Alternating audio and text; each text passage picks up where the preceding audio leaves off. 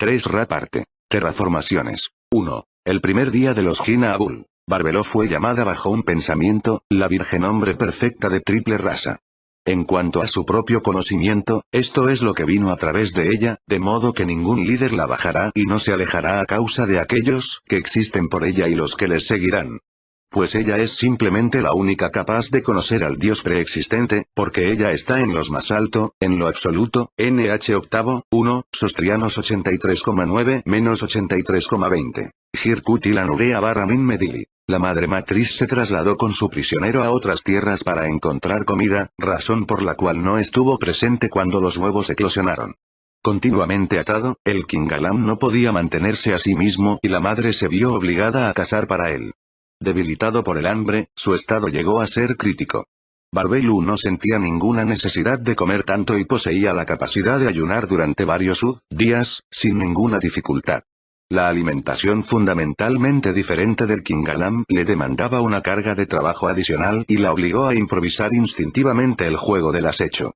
Esta misión, aún más difícil ya que no tenía ningún arma, era particularmente doloroso para ella ya que se resistía a sacrificar la vida de los animales salvajes. Ella cazaba con tal destreza que el Kingalam imaginó que esta habilidad surgió de una larga experiencia. Su enemigo era un peso pesado de llevar. Él no hablaba en absoluto el mismo idioma y las costumbres eran muy diferentes a las suyas. Huraño, malhumorado, colérico, un odio feroz animaba cada fibra de su ser. Sin embargo, contra toda lógica, la madre le dejaría vivir sin razón aparente. Sin duda quería despojarlo del mal que estaba comiendo para que sea más pacífico. Ella pasó un largo rato observándolo en silencio, fingiendo ignorarlo mientras él devoraba su comida con sangre. En varias ocasiones, el Kingalam trató de comunicarse. Hacía señas y emitía sonidos que imitaban el vuelo de la aeronave. Ella entendió que sugería utilizarlo para facilitar sus desplazamientos. Barbelu negó con la cabeza. Ella no quería correr ningún riesgo.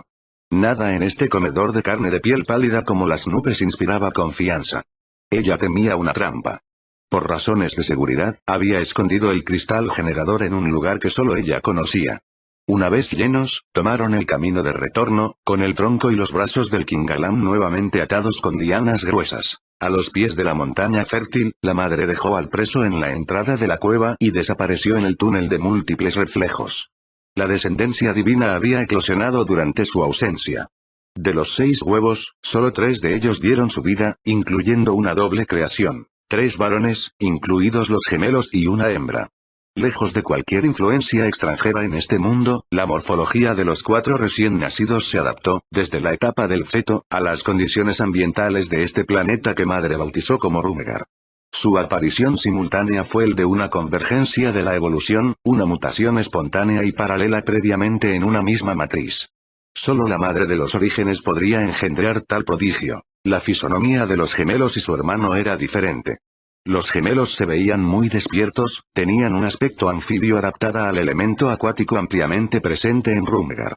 Musculosos y un poco más robustos, pero sin cola, tenían manos y pies palmeados, y 2 aletas pectorales pequeñas. Su cuerpo blando podría facilitar sus desplazamientos en ríos y océanos. Su doble sistema respiratorio, pulmonar y cutáneo, les permitiría vivir tanto en tierra como bajo el agua. En cualquier momento, dependiendo de las circunstancias, podrían optar por la respiración aérea en tierra firme o por la respiración epidérmica absorbiendo oxígeno de un elemento líquido. Sus ojos ligeramente rojizos les permitían adaptar su visión en términos de estos 2 entornos naturales, para ver bien tanto en tierra firme como bajo el agua. No tenían ningún sexo aparente, este último ubicado en una pequeña hendidura de la piel. Madre los bautizó Abgal, es decir, muy mayores. Aunque todos estaban todavía en la etapa de desarrollo, el macho solitario ya tenía un tamaño ligeramente mayor que los 2 Abgal y su hermana. Al igual que sus 2 hermanos, su sexo no era visible. Con una morfología de cola de tamaño mediano parecía más adecuado para el elemento tierra. Él poseía una fuerza innegable. Bajo su piel descamada, sus músculos jóvenes preveían una predisposición para excavar galerías y correr sobre terrenos húmedos y secos. Muy alerta, poseía una habilidad excepcional para moverse más rápido que la mayoría de los seres vivos en este planeta y podría frustrar sus sentidos olfativos, visuales y auditivos. Su inteligencia y sus características fisiológicas poco comunes, se añadían a las cualidades innegables del corazón. Él mostraba un particular apego hacia su hermana y hermanos, esta es la razón por la cual su madre lo llamó Musaktar, reptil de corazón sabio. La hembra, a su vez, tenía una estructura anatómica de componentes complejos. Al igual que su madre y sus 3 hermanos, su cabeza terminaba en un cráneo alargado hacia arriba y sin pelo. Muy delgada y esbelta, era totalmente bípeda al igual que sus hermanos, pero también podría moverse rápidamente y saltar sobre sus 4 patas. De la misma manera que Musaktar, su hermana menor tenía una cola independiente que comandaba como un tercer miembro. El tejido de su piel descamada funcionaba en todo momento como un regulador térmico. Los cambios bruscos de temperatura no representaban ningún inconveniente para ella. De su madre, había heredado la capacidad de detección visual de la vibración y la radiación infrarroja. Nada se le escapaba. Tenía todo lo necesario para sobrevivir en entornos hostiles. Se debía garantizar la sostenibilidad de este nuevo linaje para convertirse ilustre. Madre apodó a la hembra Emesir, serpiente niñera. Todas las facultades de estos niños resultaron de Barbelu y de sus hermanas, las matriarcas oscuras. Los pequeños tenían un desarrollo físico más rápido que la mayoría de los animales de este planeta. Desde el nacimiento, se levantaron sobre sus 2 piernas y ya se podían mover a voluntad. Ante la aparición de su progenitora, levantaron sus brazos extendidos con entusiasmo para recibir el calor y el afecto del abrazo maternal. La madre matriz los abrazó con ternura, pero la dulzura del momento no duró mucho tiempo. Luchando contra sus sentimientos, ella los empujó suavemente. Había amanecido unas pocas horas atrás y el brillante sol bañaba la exuberante naturaleza. Debieron dejar el refugio y salir al mundo exterior para aprender a ser independientes. El difícil mundo de Rumgar no les haría ningún favor. Ellos debían prepararse. El hermoso día que estaba abierto a ellos sería propicio para el primer contacto. Antes de salir de la cueva protectora, la madre les recordó sus respectivos nombres. Se dirigió hacia los 2 mayores, las criaturas acuáticas, y les dijo. Abgal, su nombre es Abgal. Abgal, respondió tímidamente uno de ellos con una voz frágil, golpeando su pecho. Su hermana menor se sintió profundamente conmovida por la suave caricia de la voz maternal. Señalándose con el dedo, ella señaló con orgullo su nombre Emesir. Su boca dejó escapar un timbre agudo y único que divertía mucho al pequeño grupo. Sus cuerdas vocales, incluso un poco atrofiados, no podían producir un sonido controlado. La madre hizo un gesto negando cualquier importancia a este fenómeno transitorio. El Musaktar se mantenía apenas aparte. Mediante una mirada afectuosa, Barbelu le pidió que se identificara. Él se dirigió con paso firme y un Musaktar cayó de sus labios vacilantes. Madre frunció ligeramente la frente y le pidió que lo repita. Musaktar, no Musaktar. Repítelo, hijo mío. Musaktar. Lanzó con una mueca. No, Musaktar, repítelo. Musaktar. Finalmente articuló. Eso es. Luego le pidió a la hermana menor acercarse y se dirigió a los 3 varones presionándola levemente contra ella. Su hermana es su futuro. Su vida es tan valiosa como las suyas. Voy a producir otras hembras Emesir y ustedes tendrán que protegerlas tanto como a ella. ¿Se entiende? Los 3 niños asintieron solemnemente. Las facultades de esta nueva generación producida por la madre matriz eran muy precoces.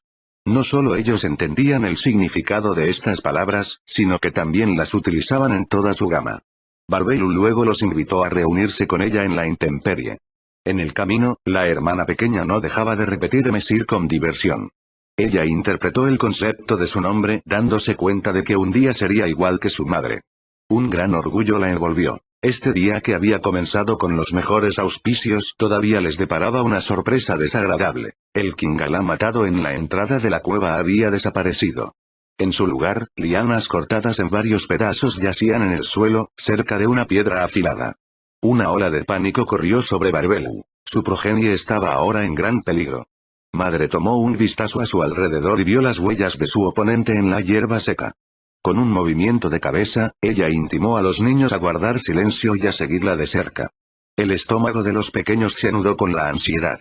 El grupo se sumergió en el bosque siguiendo los pasos que solo la madre pudo identificar en la tierra seca. Incluso a través de las muchas ramas y el follaje, el calor del sol parecía muy agradable para los niños. Las huellas se dirigían hacia el valle donde la nave Kingalam cayó con estrépito. Barbelu aceleró el paso para atrapar al enemigo antes de que llegue al dispositivo. Ciertamente no podría volar, madre le había quitado su generador de cristal, pero sin duda el Kingalam trataría de enviar un mensaje a alguna parte con alguna de sus máquinas desconocidas. El calor y el hambre comenzaban a pesar sobre los niños.